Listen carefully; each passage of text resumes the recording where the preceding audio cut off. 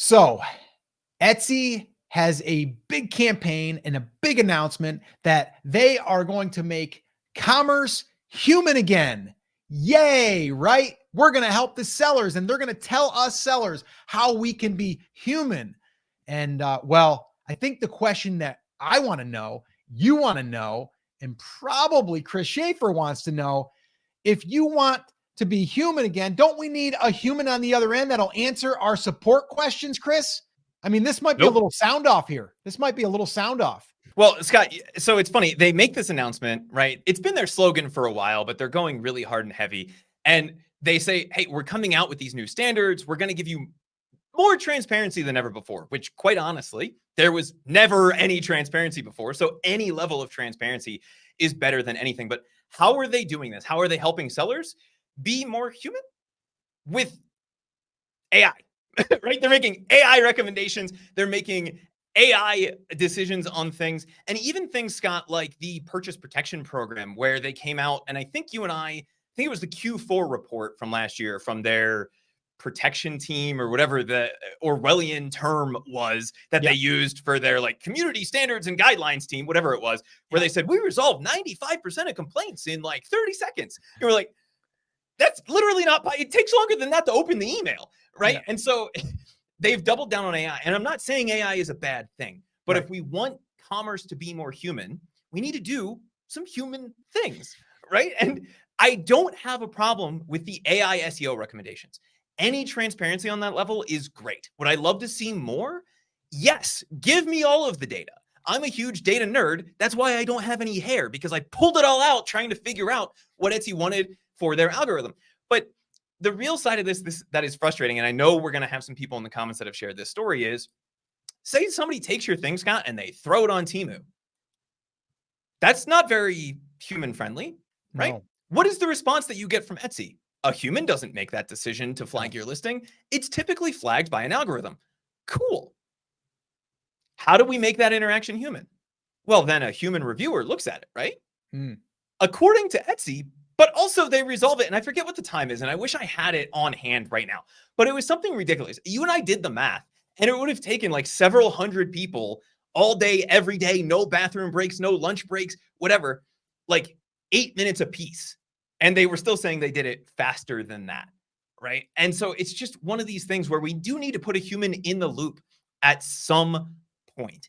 And we have a lot of humans in the loop on the seller side, right? As far as I know, everybody selling on Etsy is a human to some extent, right? Maybe some of them have Neuralink, but they're all humans. Everybody buying on Etsy right now is a human being, but there's no real way to talk to a human on the support side of things. So if we run into an issue between a buyer and a seller, they communicate, at least theoretically, right? Yeah. They message you, and if they don't get what they need from you, then they file a case with Etsy, where a human is then supposed to look at it. But again, based on their case response time, no one is actually looking at it. They're going like this and then clicking accept on every single one of them, even if it's something ridiculous. But the interaction between Etsy and the seller doesn't have a human connection here. And we just got done with Etsy Up, which is supposed to be Etsy's conference for sellers, right? It's their big announcement for the year. It's everything that they're doing. How did they do it? Was it an in-person conference? Was it a giant webinar room where it was interactive? Not really. It was an online video that people sat down and watched, and then they uploaded it to their YouTube channel. Not even human interaction there. So my biggest issue with keeping commerce human is not the idea of it. It's the fact that we forget the most important portion of it from Etsy's perspective. There's humans between the buyers and the sellers, but there's no humans between sellers and any problems they run into in the platform. And even theoretically, where someone is looking at it, they're not given the time, energy, and effort to be able to look at it in a way that a real human being would need to do, right? If you have the new Neuralink, yes, maybe you can process 500 requests an hour and understand all of those tickets. But I guarantee you the people on that team, and they're actually the people at Etsy I feel the worst for, because they have these unrealistic expectations, because Etsy is monitoring the wrong thing, right? They're monitoring how many tickets they resolved an hour and not were the tickets resolved correctly. But we're not paying any attention to that side of things. So if you get flagged for a trademark violation, you get flagged for something like our friend who got flagged for having an old account with like a $5 balance on it, and they shut down all of his other accounts, right? No human reached out to him. There's no human in the loop for the seller. So can we take a little bit of this money we're going to make this Q4 and add some human support to sellers? You know what, Chris, you bring up a great point. Okay. Etsy Up, that was their online event. To me, they're wanting the seller to be transparent, to be accessible. Why isn't Etsy accessible to sellers? Like, I want to know that answer. Like, if someone on Etsy's team ever watches this, I would love to know, where is there a place that we can actually type in even and just ask questions and get an answer from someone there, not a bot or not someone that is just hired to read off of a script? So one of the questions we get all the time, anytime Etsy makes a change, is, well, this YouTuber talked to this support person and they said this, and you're saying that because that's your interpretation of it. Well, the reason you might get a different answer from two different support people is they're a lot of times translating it and then also copying and pasting a response from inside of the handbook that they think applies in that specific situation. So it comes down to how you're asking the question. That to me is problem number one in terms of Etsy support. We've heard a lot of stories, Scott, from people who have gotten caught up by reaching out to support, getting a human, and having that human not understand the question. That's problem number one. But the real answer to the question you were asking, why don't they do it? Quite frankly, in my opinion, comes down to who their legal counsel is and the direction that their legal team has gone. And we went through this with Facebook a few years ago, and it just so happens, unless it's changed since the last time I looked, that the guy running their legal team has a lot of experience on that side of the world where you run into the same exact issue. And I actually had an experience just this week, since last Wednesday, where I have spent 38 hours on the phone, not with Etsy, but with another tech company trying to get an issue resolved. And it was the same exact thing. Oh, that's not my department. Let me transfer you. Oh, I don't know how to answer that question. So here's the answer from the textbook. Well, that doesn't make any sense given the situation, right? And what appears to be the rationale behind this is we don't want to give you any insight into what the problem might have been. And we don't want to give you a clear answer because it opens us up potentially on the legal side of things. If we tell you exactly why we blocked your account, or we actually let you understand why a listing was deactivated, even though it didn't violate anyone's trademark, or your listing was stolen and listed on Temu, and now we've hit you with a trademark violation, even though it's your intellectual property, we don't want to give you any insight into that process other than the basic copy and paste answer, because it opens us as Etsy up to a potential lawsuit. And that to me is the exact opposite of the way that we need to be thinking about things. And again, I'm not in charge of Etsy, but if I were for a day, right? And maybe I will be on Halloween when I dress up as our buddy Josh Silverman. But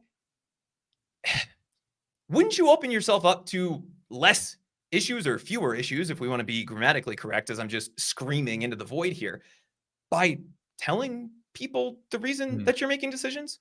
Well, or at least pointing me to the right place in the book and then taking human input back and saying, hey, you're right. This was listed on Etsy 9 years before it showed up on Temu. You probably do have the intellectual property rights to this. Mm-hmm. I think even more than all of that, I think that's you're spot on.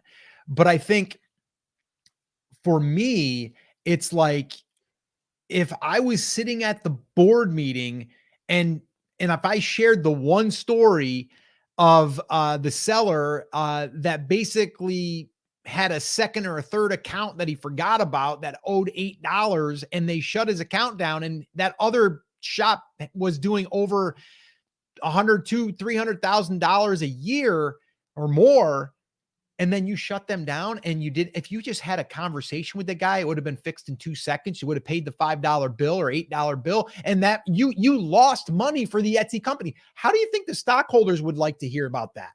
So to me, it's like, they're losing money by not having a human deal with some of these things. Now, I'm not saying every single thing. I think there's a place for AI, but I think once you get through the AI questionnaire, it's like, then we have to all of a sudden go, okay, let me transfer you over to a human, right? And it's like, you're that big of a company and you don't have humans to answer a call?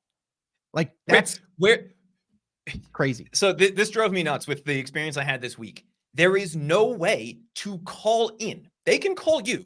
It's insane. If you miss the call, you cannot call them back. It literally says this number that we just called you from 10 seconds ago does not receive inbound phone calls. And that seems to be a similar approach to what Etsy has taken. And it's mind-boggling to me. And I think you just said something that's interesting, Scott. I'm not against AI. I'm a huge fan of using algorithms to do intelligent things. Sure. What would be a good way that Etsy could use AI to help make the platform better for everybody? I don't know. Maybe take the US trademark database and at least flag things like Disney, Aladdin, My Little Pony. And if somebody puts that in their title tags or description, do what most other platforms do and go, whoa, do you have the right to say that? Can you upload the documentation that says that you have the right to use Disney's things? Right? Now, obviously, that wouldn't apply to everything on Etsy because some of those things fall into exceptions. But if we look at other platforms like Amazon, Scott, you and I have complained about Amazon's customer service. Yep. Amazon is sane compared to where 100%. You are with Etsy, because at least you can get a call right away. Yeah. Right. And if you have maybe they can't resolve the issue or maybe they don't understand. And I've run into my fair share of issues on Amazon. And my fiance has heard me say lots of 4-letter words to Amazon customer service reps who don't really seem to understand the issues with things that happen on the platform. But I've never not been able to get a hold of somebody or have somebody get a hold of me. And as much as I scream into the void, dealing with anything from a seller perspective on Etsy is literally screaming into the void, because the best you can ever expect to get is a human on a chat instead of somebody saying, hey, here's the issue with your account. Let's help you fix it.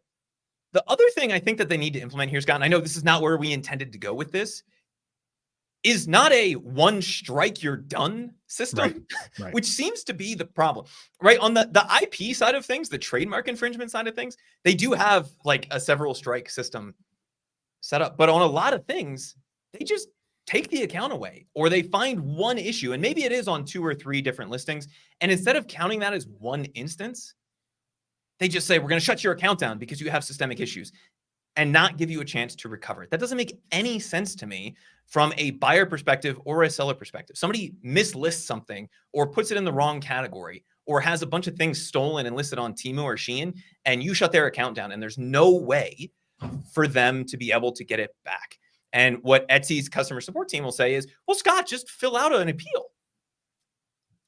Just fill out the form and we'll take a look at it. I want to know from anybody in the chat right now or anybody looking at this in the comments, have you ever filled out an appeal? How long did it take you to get a fully thought out, thorough response from Etsy's customer service team on your appeal? I guarantee you the average will be less than 5 minutes, because for most people, they hit that submit button and they almost immediately have a rejection letter in their inbox, meaning nobody's actually looking at it. If we can do a few basic things like, I don't know, giving people more than one chance, letting people talk to a human being and giving them some real answers. And again, we don't have to be 100% transparent, because I understand the reservation on the side of Etsy's legal team. They don't want to let people who are repeatedly violating the same guidelines know that is exactly why your listing got flagged. But at least tell me that it's for a trademark violation. At least tell me which listing it was. At least give me some basic information and then give me the chance to either delete the listing or correct it before you shut the entire account down. If we want to make commerce human again, we have to make commerce human again, not just for buyers, but for sellers as well. And if Etsy is able to do that, if Etsy is able to make a seller-friendly platform, those sellers will bring in more buyers, right? Etsy focuses so much on bringing in new buyers and increasing the number of repeat buyers. They forget that they have an entire army of sellers who can do marketing for them. They can increase the size of Etsy's catalog. They can increase the size of the number of links coming into Etsy so that Etsy ranks for more searches. They can increase the market awareness of Etsy by posting on their Pinterest, on their Facebook, on their Twitter. Sorry, Elon, don't take out my Neuralink X, right? On any of their social media platforms that they have, their TikToks, their Flumus, whatever the new thing is that's coming out now. All of those places, you have an organic base that you can have that will increase that market share for you, but you have to treat them right. Yeah, no, I mean, we didn't plan on going on that little bit of a rant there, but we needed to, because the whole, keep commerce human or make commerce human. It's kind of laughable when we are being told that we need to make sure that we're human with our customers. So it's kind of like practice what you preach. I did want to say, and I want you guys to vote on this in the comments. Chris for Etsy's mayor, here. If you want Chris to be the mayor of Etsy and maybe get some stuff done, let's see, the polling is open right now. So go ahead and place your vote in the comments and maybe we can make that happen. Chris for Etsy mayor.